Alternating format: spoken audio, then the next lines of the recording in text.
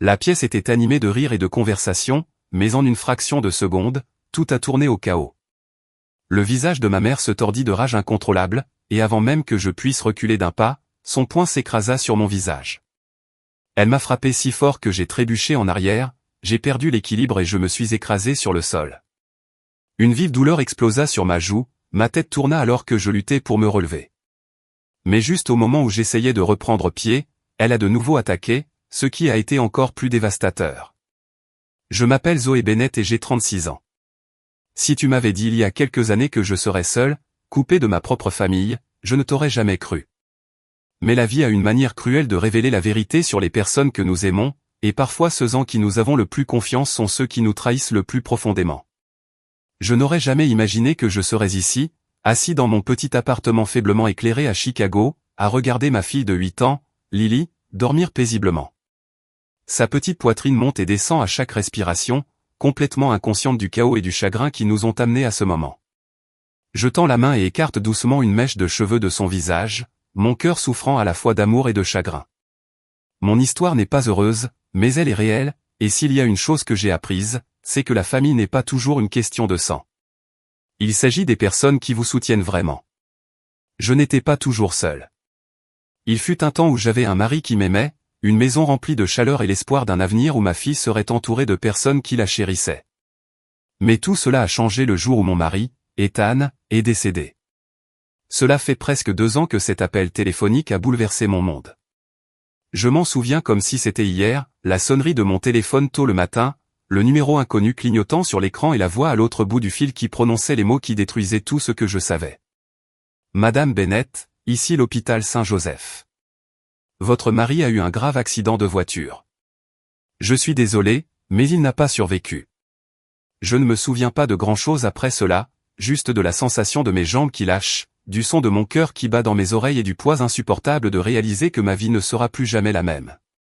Je n'avais pas d'autre choix que de continuer. J'avais une fille qui avait besoin de moi, une fille qui avait déjà affronté tant de choses au cours de sa courte vie. Lily est née avec une maladie qui rendait les mouvements difficiles. Elle avait besoin d'une thérapie, de soins médicaux et de patience. Maintenant, elle avait perdu son père et j'étais le seul qui lui restait. Je pensais que mes parents interviendraient. Je pensais qu'ils seraient là pour moi comme les parents sont censés l'être, mais j'aurais dû m'en douter. Mes parents avaient toujours favorisé ma sœur aînée, Olivia. Elle était leur enfant en or, la fille parfaite qui ne pouvait rien faire de mal. J'étais juste là. Tu as toujours été indépendante, Zoé, m'a dit ma mère quelques jours après les funérailles d'Ethan. Tout ira bien. Bien. C'est ce qu'elle a dit après que je venais de perdre mon mari, après que Lily ait perdu son père. Le seul véritable soutien que j'ai reçu est venu des parents d'Ethan, Margaret et Robert. Ils ont récupéré Lily après une thérapie lorsque je travaillais, m'ont aidé à faire l'épicerie et ne m'ont jamais donné l'impression que je devais gagner leur amour. Tu n'es pas seule, ma chérie, m'a dit Margaret un soir alors qu'elle remuait une casserole de soupe dans ma petite cuisine. Nous sommes toujours là pour vous. Ces paroles m'ont réchauffé le cœur, mais elles m'ont aussi fait réaliser quelque chose de douloureux. Pourquoi ai-je ressenti plus d'amour de la part de ma belle famille que de la part de mes propres parents? Dans les mois qui ont suivi la mort d'Ethan, j'ai à peine eu le temps de faire mon deuil. Entre les arrangements funéraires, la paperasse interminable et le fait de m'assurer que Lily reçoive les soins dont elle avait besoin, j'étais constamment au bord de l'effondrement. Mais je n'avais pas le choix. Je devais continuer pour elle. Une chose qui m'a donné un petit sentiment de sécurité a été le paiement d'assurance vie de $180 000 que j'ai reçu après le décès d'Ethan. Ce n'était pas une somme énorme, mais c'était suffisant pour couvrir les traitements médicaux de Lily, assurer la poursuite de sa thérapie et nous fournir un filet de sécurité. J'ai fait attention à chaque dollar. Je travaillais toujours comme analyste financier, budgétisant tout pour m'assurer que nous n'aurions jamais de difficultés. Mais pour mes parents, cet argent n'était pas destiné à l'avenir de Lily. Ils y ont vu une opportunité. Au début, c'était des allusions subtiles. Tu devrais aider ta famille, Zoé, m'a dit ma mère un soir alors que je leur rendais visite pour le dîner. Olivia et Daniel ont du mal. Il est le seul à travailler, et avec 2 enfants, eh bien, c'est dur. Je savais où cela allait. Je dois m'inquiéter de mon propre enfant, maman, lui rappelai-je en gardant ma voix calme. La thérapie de Lily coûte cher. Mais il s'en fichait. Bientôt, ce n'était plus une suggestion. C'était une attente. La famille se soutient, Zoé, dit mon père d'une voix ferme. Olivia nous envoie $900 chaque mois. Vous devriez envoyer $2000. Vous pouvez vous le permettre. Je me suis figé. Olivia t'envoie de l'argent? Ai-je demandé, surpris. Bien sûr qu'elle l'est, a répondu ma mère en souriant avec fierté. Elle comprend sa responsabilité. Quelque chose n'allait pas. Olivia avait toujours été gâtée, toujours celle qui recevait, jamais celle qui donnait. Mais à ce moment-là, j'étais trop épuisé pour discuter, et au fond, une partie de moi avait encore besoin de leur approbation. Alors, comme un imbécile, j'ai accepté. Chaque mois, je leur envoyais $2000. Je me suis dit que c'était la bonne chose à faire, que peut-être, juste peut-être, cela leur ferait enfin me voir différemment. Peut-être qu'ils me traiteraient enfin comme une égale à Olivia. J'ai eu tort. Les mois ont passé et rien n'a changé. Ils m'ont toujours ignoré. Lily adorait toujours Olivia. Pourtant, j'ai été traité comme une réflexion après coup. Mais la trahison finale était encore à venir. Une semaine avant la réunion de famille, ma mère m'a appelé. Sa voix était inhabituellement douce, le genre de ton qu'elle utilisait lorsqu'elle était sur le point de dire quelque chose que je n'aimerais pas. J'avais appris au fil des années que chaque fois qu'elle adoucissait sa voix, cela signifiait qu'elle était sur le point de me manipuler pour faire quelque chose. Zoé, chérie, nous faisons quelque chose de différent cette année, a-t-elle commencé. Nous organisons un rassemblement réservé aux adultes. Ce sera un événement plus sophistiqué, seuls les adultes profiteront d'une bonne soirée ensemble. Mon estomac se tordit. Quelque chose ne tournait pas rond. Et Lily? Ai-je demandé, redoutant déjà la réponse. Il y eut une pause. Puis ma mère a soupiré. Oh, eh bien, elle peut rester avec Margaret et Robert. Tu sais à quel point elle peut être pointilleuse sur ces choses-là. C'est mieux ainsi. J'ai serré la mâchoire. Lily n'était pas difficile. Elle était curieuse, brillante et aimait être en famille. Mais pour eux, elle n'était pas la bienvenue. Cette nuit-là, je me suis assis sur le bord du lit de Lily, la regardant dormir. Mon esprit s'emballait. J'avais fait tout ce que mes parents voulaient. Je leur ai donné de l'argent, j'ai recherché leur approbation, j'ai joué le rôle de la bonne fille, et pourtant, cela n'a pas suffi. Ils m'avaient pris et pris, mais quand il s'agissait de ma fille, ils avaient tracé une limite. Pour la première fois de ma vie, je n'étais pas seulement blessé. J'étais furieux. Je me suis dit que j'irais à la réunion, que j'agirais poliment et que je trouverais quoi faire ensuite. Mais rien n'aurait pu me préparer à ce dans quoi j'allais m'engager. Le soir de la réunion de famille arriva, et je me rendis seul chez mes parents. Pendant tout le trajet, mon estomac s'est tordu de malaise. J'avais laissé Lily avec Margaret et Robert, qui l'avaient accueillie à bras ouverts comme ils le faisaient toujours. Elle avait hâte de passer la soirée à préparer des biscuits et à regarder des films. Je me disais qu'au moins elle était avec des gens qui l'aimaient vraiment, mais au fond de moi, je me sentais malade. En entrant dans l'allée, j'ai remarqué le nombre de voitures garées à l'extérieur. Il y en avait plus que d'habitude. La maison de mes parents était bien éclairée, la musique et les rires se répandaient dans l'air froid de la nuit. Une partie de moi gardait l'espoir ridicule que j'avais peut-être mal compris, que peut-être cet événement réservé aux adultes était vraiment ce qu'il prétendait être. J'aurais dû m'en douter. Au moment où je suis entré, je me suis figé sous le choc. Les enfants étaient partout. J'ai vu les 2 enfants d'Olivia courir dans le salon en riant tandis qu'ils se poursuivaient. Les enfants d'autres cousins jouaient près de la cheminée, portant de ridicules couronnes en papier et mangeant des biscuits. La maison entière était remplie de rire, de chaleur et de joie familiale, à l'exception d'une chose. Lily manquait. Parce que Lily était la seule à ne pas avoir été invitée. Je restais là, raide et immobile, mon cœur battant à tout rompre dans mes oreilles. Ma mère m'a repéré depuis la salle à manger et m'a lancé un faux sourire pratiqué. « Oh, Zoé, tu es là, chérie. Entre. » Je n'ai pas bougé. Je ne pouvais pas. Je l'ai juste regardé, puis mon père, puis Olivia, chaque personne qui m'avait menti. C'est à ce moment-là que tante Lindy s'est approchée de moi, les sourcils froncés de confusion. « Où est Lily ?» elle a demandé. « Elle n'est pas malade, n'est-ce pas ?» J'ai avalé difficilement, mes doigts se resserrant autour de mon manteau. « Elle n'a pas été invitée, dis-je, ma voix à peine au-dessus d'un murmure. Tante Linda cligna des yeux. « Quoi ? Que veux-tu dire? Je me tournai vers ma mère, ma voix ferme mais aiguë. C'est ce que tu m'as dit, n'est-ce pas? Que c'était une fête réservée aux adultes, pas d'enfants? Un silence étouffant se répandit dans la pièce. Les conversations se sont tues et tous les regards se sont tournés vers mes parents. Olivia s'agitait inconfortablement, refusant de croiser mon regard. Ma mère soupira et posa son verre de vin comme si j'étais déraisonnable. Zoé, chérie, tu fais de ça quelque chose de plus grand qu'il ne l'est. Les autres enfants, eh bien, ils savent comment se comporter lors des réunions formelles. J'ai laissé échapper un rire amer, froid et sans humour. Ils savent comment se comporter, répétai-je en élevant la voix. Alors, qu'est-ce que tu dis exactement? Que Lily ne le fait pas? Que ma fille, qui est tout simplement polie et gentille, n'a pas sa place ici? L'expression de mon père s'assombrit. Zoé, ne faisons pas de scène, dit-il d'un ton aigu et avertissant. Je secouai la tête, sentant quelque chose en moi se briser. Pendant des années, je me suis mordu la langue. Pendant des années, j'avais ravalé ma douleur. Pendant des années, je les avais laissés me traiter comme si je n'avais pas d'importance. Mais ceci, c'était la trahison finale. Et puis, comme si le destin lui-même voulait mettre fin à leurs mensonges, le chaos a éclaté. Le plus jeune fils d'Olivia a soudainement saisi une poignée d'œufs farcis et les a lancés à travers la pièce, frappant sa sœur à la poitrine. Elle a crié, et avant que quiconque puisse l'arrêter, les autres enfants ont éclaté de rire, courant à travers la maison, renversant les décorations et renversant les boissons. Je me tournai vers ma mère en haussant un sourcil. Oh oui, je vois maintenant. Des enfants si bien élevés. Son visage pâlit.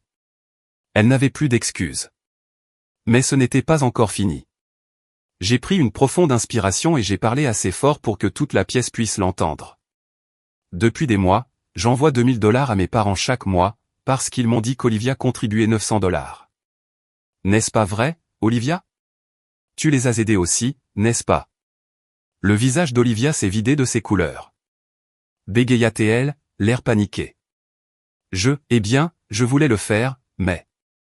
Mais vous ne leur avez jamais envoyé un seul centime, n'est-ce pas? Je l'ai interrompu. Un halètement collectif remplit la pièce. Daniel, le mari d'Olivia, tourna la tête vers elle, la voix empreinte de colère. Attends, quoi?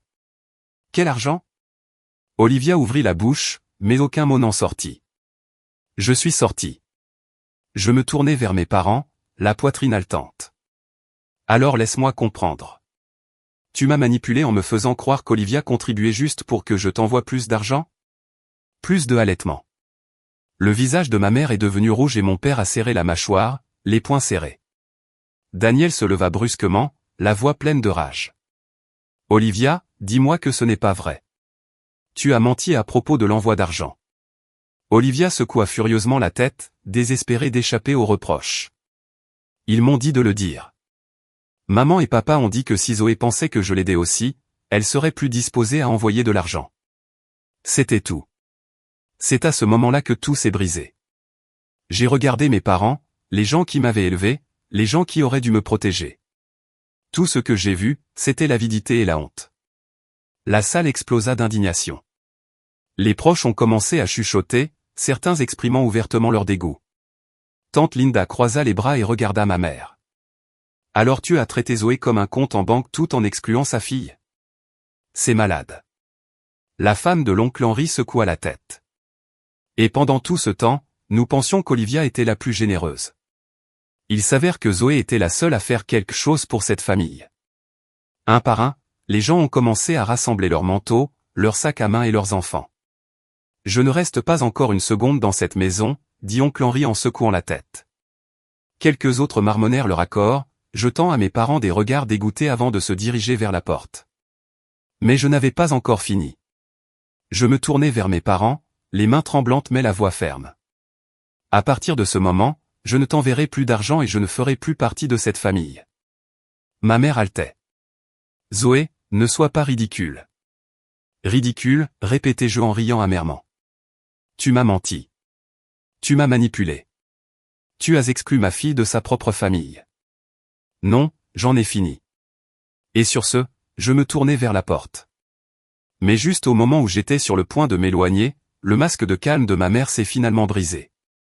Son visage se tordit de rage et avant que je puisse réagir, elle se jeta sur moi.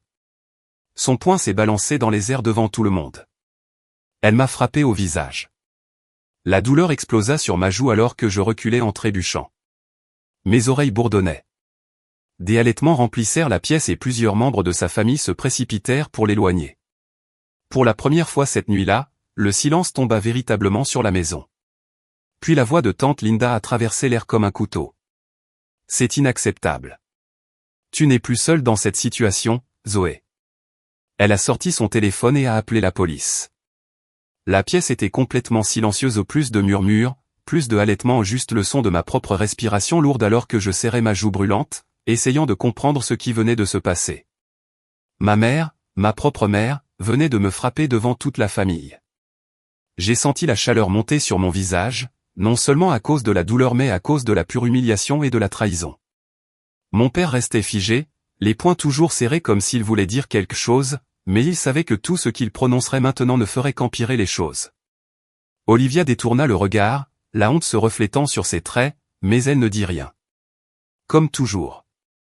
Le seul son qui suivit fut la voix aiguë et inébranlable de tante Linda alors qu'elle parlait dans son téléphone. Oui, je souhaite signaler une agression. La victime se tient juste devant moi et il y a plusieurs témoins. Le visage de ma mère est devenu pâle. Linda siffla-t-elle, sa voix empreinte de désespoir, tu n'es pas obligé de faire ça. Tante Linda lui lança un regard de dégoût absolu. Non, j'aurais dû faire ça il y a des années. Plusieurs membres de la famille ont murmuré leur accord, s'éloignant de mes parents comme s'ils étaient toxiques. Comme s'ils avaient enfin vu ce que j'avais enduré toute ma vie. Je touchai ma joue, sentant le battement sourd de l'endroit où son poing s'était connecté. Ma mère ne m'avait jamais frappé auparavant, mais maintenant, lorsqu'elle avait finalement perdu tout contrôle, lorsqu'elle avait compris qu'elle ne pouvait plus me manipuler, elle avait eu recours à la violence. Elle avait montré ses vraies couleurs. Le poids de cette prise de conscience m'a frappé comme une tonne de briques.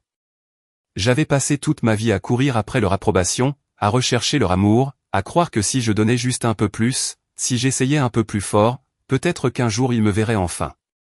Mais ils ne l'ont jamais fait, et ils ne le feront jamais. J'avais fini. Le son lointain des sirènes de police remplissait l'air, coupant la tension comme une lame. Ma mère se raidit, sa respiration était superficielle. Mon père lui attrapa le bras, la tirant légèrement derrière lui comme si cela pouvait la protéger des conséquences de ses propres actes. Mais rien ne la protégeait de cela. Les lumières clignotantes rouges et bleues des voitures de police illuminaient l'allée, projetant de longues ombres sur la cour. Les murmures de mes proches s'étaient transformés en un silence épais et étouffant alors que les policiers s'approchaient de la porte d'entrée. La tension dans l'air était si forte qu'on avait l'impression que les murs eux-mêmes se refermaient. 2 agents sont entrés à l'intérieur. Leurs expressions étaient fermes et illisibles. L'un d'eux, un homme de grande taille avec une forte présence, scruta la pièce avant que ses yeux ne se posent sur moi. Qui est la victime? Tante Linda s'est immédiatement avancée. Elle l'est, dit-elle en me faisant signe. Sa mère l'a agressée. Il y a plusieurs témoins. J'ai avalé difficilement, sentant l'attention de toute la pièce se tourner vers moi. Pendant une fraction de seconde, j'ai pensé à prendre du recul, à ne rien dire, à laisser tomber, comme je l'avais toujours fait. Mais ensuite j'ai senti une piqûre sur ma joue. Je me souvenais de Lily, ma fille, de la raison pour laquelle je me battais, et je savais que cela devait cesser. Je relevai le menton, refusant de laisser ma voix vaciller. Je m'appelle Zoé Bennett. Ma mère m'a frappé au visage. Le halètement de ma mère était fort, comme si elle venait d'être personnellement attaquée. Zoé, ne fais pas ça, plaida-t-elle en s'avançant vers moi. Nous sommes une famille. Famille? Répétai-je, ma voix empreinte d'amertume. Tu m'appelles famille seulement quand tu as besoin de quelque chose de moi. Les policiers échangèrent un regard avant que l'un d'eux ne se tourne vers ma mère. Madame, nous avons besoin que vous avanciez. Mon père s'est immédiatement tendu, le visage sombre de colère. C'est ridicule, a-t-il lancé. C'était juste un malentendu. Vous ne pouvez pas l'arrêter pour quelque chose d'aussi insignifiant. Elle a frappé sa fille devant toute une salle de témoins, a répondu le policier, indifférent à la rage grandissante de mon père. Ce n'est pas un malentendu. C'est une agression. Ma mère a regardé autour de la pièce, cherchant du soutien, mais aucun des membres de sa famille n'est venu à sa défense. Ils se tenaient tous dans un jugement silencieux, leur visage reflétant le poids de ce qui venait de se passer. Même Olivia, qui avait passé des années à être leur préférée, leur enfant en or, celle qui ne pouvait rien faire de mal, même elle détournait le regard, peu disposée à entrer dans le désordre que mes parents s'étaient créé. Pour la première fois, ma mère réalisa qu'elle était vraiment seule. Ses respirations devinrent superficielles alors qu'elle se retournait vers les policiers. « Attends, non, s'il te plaît, murmura-t-elle, sa voix à peine audible.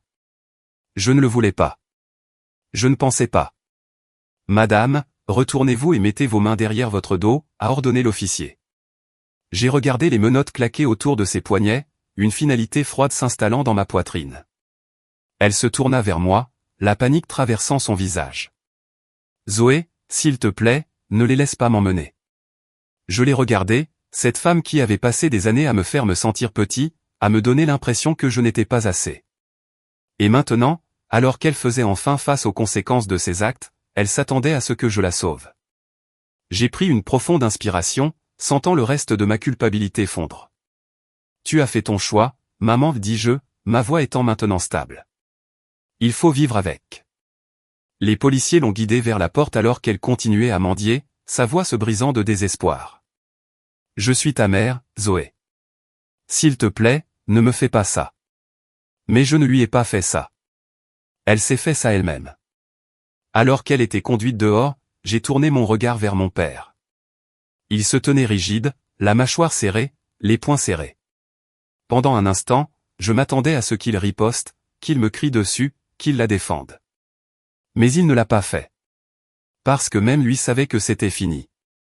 Sans un autre mot, les policiers ont emmené ma mère dehors et l'ont guidée vers la voiture de police. La porte s'est refermée et, d'un seul coup, elle a disparu. Le poids que je portais depuis des années, la culpabilité, la honte, le besoin désespéré d'obtenir leur approbation s'est envolé de mes épaules. Et pour la première fois, je me sentais libre.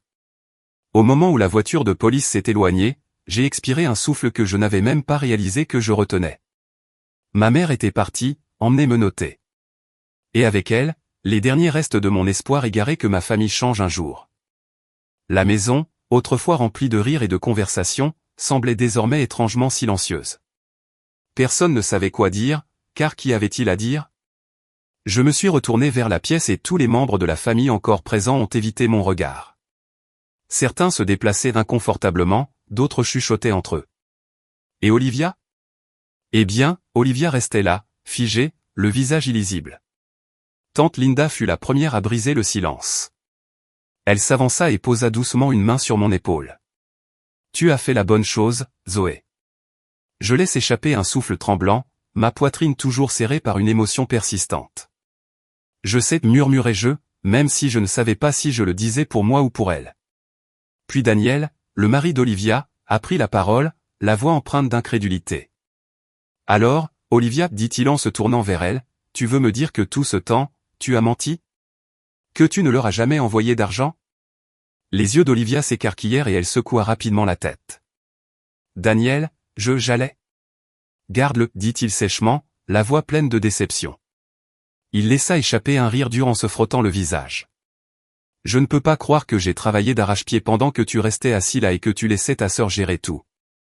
Réalises-tu au moins à quel point c'est égoïste? Olivia ouvrit la bouche, mais rien n'en sortit. Pour une fois, elle n'avait rien à dire. Puis l'oncle Henri, l'un des membres les plus âgés de la famille, a soupiré bruyamment. Tu sais quoi?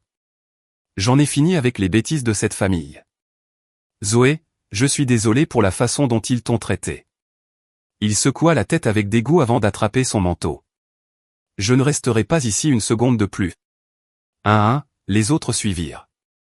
Certains d'entre eux se sont approchés de moi, m'offrant de douces excuses, certains sincères, d'autres gestes vides de sens pour sauver la face, mais je les ai à peine reconnus. Mon cœur battait trop fort et mes émotions étaient trop vives pour comprendre leurs paroles. J'ai regardé mes proches ramasser leurs affaires et partir, la maison autrefois animée devenant de plus en plus vide de seconde en seconde. Finalement, seuls quelques-uns d'entre nous sont restés, moi, tante Linda, Olivia et mon père. Mon père, qui n'avait toujours pas bougé de sa place. Je me tournai vers lui et, pour la première fois depuis que tout s'était déroulé, je ne ressentis rien. Pas de colère, pas de tristesse, pas de désir d'approbation que j'avais recherché toute ma vie. Juste du vide. Il m'a finalement regardé, les yeux froids et calculateurs, comme s'il m'évaluait, essayant de comprendre comment reprendre le contrôle de la situation. Mais cette fois, il ne pouvait rien faire. Tu as ruiné cette famille, Zoé, dit-il finalement, d'une voix basse, dégoulinante de ressentiment. J'ai laissé échapper un rire amer. Non, papa. J'ai finalement arrêté de laisser cette famille me ruiner. Ses lèvres se pincèrent en une fine lignée, pendant une fraction de seconde, je crus qu'il pourrait réellement défendre ma mère. Mais ensuite, sans ajouter un mot, il m'a tourné le dos et s'est éloigné, disparaissant dans le couloir. Et juste comme ça, c'était fini. J'ai senti tante Linda me serrer la main. Sortons d'ici, chérie. J'ai hoché la tête, pas besoin qu'on me le dise 2 fois.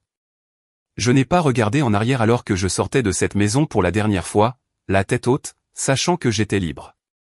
Finalement, m'éloignant de tout ce qui avait jamais tenté de me briser, l'air froid de la nuit m'a frappé alors que je sortais. Mais, pour la première fois de ma vie, je l'ai accueilli favorablement. C'était comme une respiration purificatrice, effaçant des années de douleur, de culpabilité et le besoin suffocant d'appartenir à une famille qui ne m'avait jamais vraiment accepté. Tante Linda marchait à côté de moi, silencieuse mais ferme. Sa présence était une douce assurance que je n'étais plus seul. J'ai atteint ma voiture, mes mains agrippant fermement le volant alors que j'étais assis là, laissant tout pénétrer. C'était fini. Le poids que je portais depuis des années avait enfin disparu. Je n'avais plus rien à leur prouver. Je n'avais pas besoin de gagner un amour qui aurait dû être donné gratuitement. En sortant de l'allée, je n'ai ressenti qu'un soulagement. Au moment où je suis arrivé chez Margaret et Robert, la tension dans ma poitrine avait commencé à s'estomper. Dès que je suis entré, j'ai été accueilli par le parfum chaleureux de vanille et de cannelle. La maison était remplie de lumière, le genre de chaleur que la maison de mes parents n'avait jamais eu. Puis je l'ai entendu. Maman. Les petits pieds de Lily martelaient le parquet alors qu'elle courait vers moi, son visage s'éclairant d'excitation. Elle avait de la farine sur le nez et ses petites mains étaient encore collantes à cause de la pâte à biscuits qu'elle avait étalée avec Margaret. Je m'accroupis et la pris dans mes bras, la serrant si fort que je pouvais sentir son cœur battre contre le mien.